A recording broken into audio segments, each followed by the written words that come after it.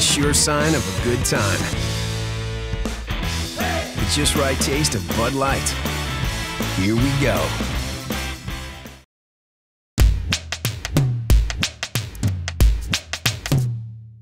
Hello, welcome to this week's Picks. I'm Tony Softli. Sitting next to me is Randy Karraker. Randy, I've got to ask you, Pro Bowl selections came out. There's 3 alternates from the Rams: Steven Jackson, Chris Long, and James Laurinaitis. There you go. All 3 deserving of that, maybe a little bit more? Yeah, I think they're all deserving of being alternates. I can't find a scenario there where I can put those guys on the team. I can't put, unfortunately, Laurinaitis ahead of Brian Urlacher.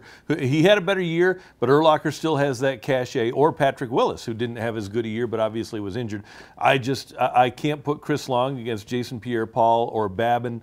Or Jared Allen. They all had more sacks, and that's what we look for. Statistically, they were all better.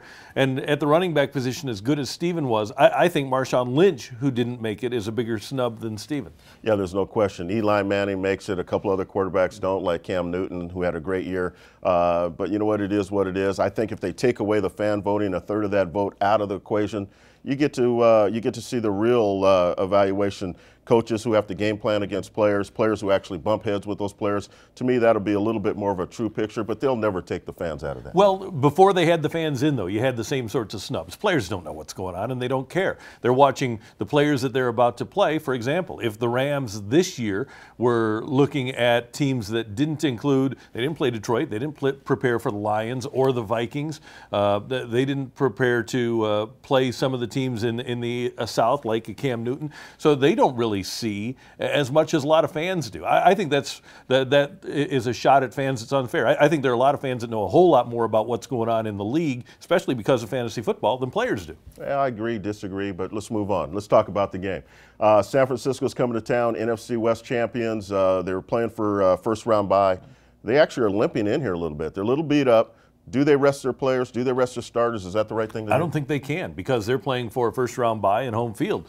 And that's so important. That was so important to the Rams both years they went to the Super Bowl in '99 and '01. It's really hard to, and we've seen it. You can go on the road and win 3 games in a row, but it's a whole lot easier if you don't have to play in that first weekend. And if San Francisco wins, they get that first-round bye. So I don't think they can afford to rest people. Now, if there are guys that hurt that can't play, I think you sit those. But I wouldn't sit down an Alex Smith or a Gore or anybody like that. You know, your Rams defense have to face this offense, you know, slowing down Gore. They did that 5 weeks ago. What are their chances of doing that this week? Is that where they start, or do they go outside the numbers to stop that pass attack? I thought that the way San Francisco attacked the Rams was the best way to do it. Boom, boom, boom, and then bang over the top, whether it's to Vernon Davis or to Kyle Williams or anybody else that they're throwing the ball to, Crabtree. I think that the Rams' approach last time was right, but what they have to do is limit the big play. That's what really killed them in the game in San Francisco. You look at the offense, Kellen Clemens is getting his 3rd straight start. He'll be at the helm. They ran Steven Jackson up the gut last time, right into the pressure, all that strength of that defense. Do they change that up a little bit? Do they go play action? What do you think? I would think that would be part of the deal, is especially with the ability of Clemens to avoid the pass rush more than Feely or Bradford. I would think that you could do some of that stuff and take your chances on some of that pressure and try to get the ball out of there if you're going to try to throw the ball downfield.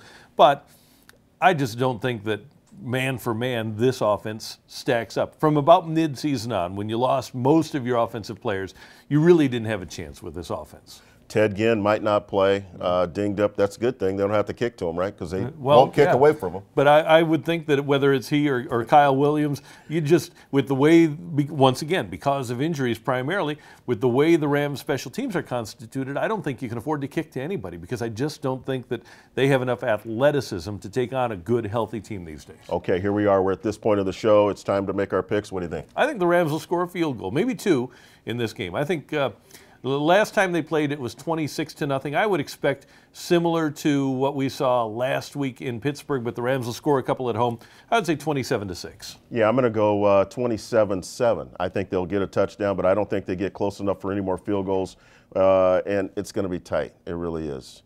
Hey, we appreciate you guys coming in and checking us out every week. This is our last show of the season. For Randy Karraker, I'm Tony Softli. Make sure you log on to 101sports.com, and don't forget, TonySoftli.com as well.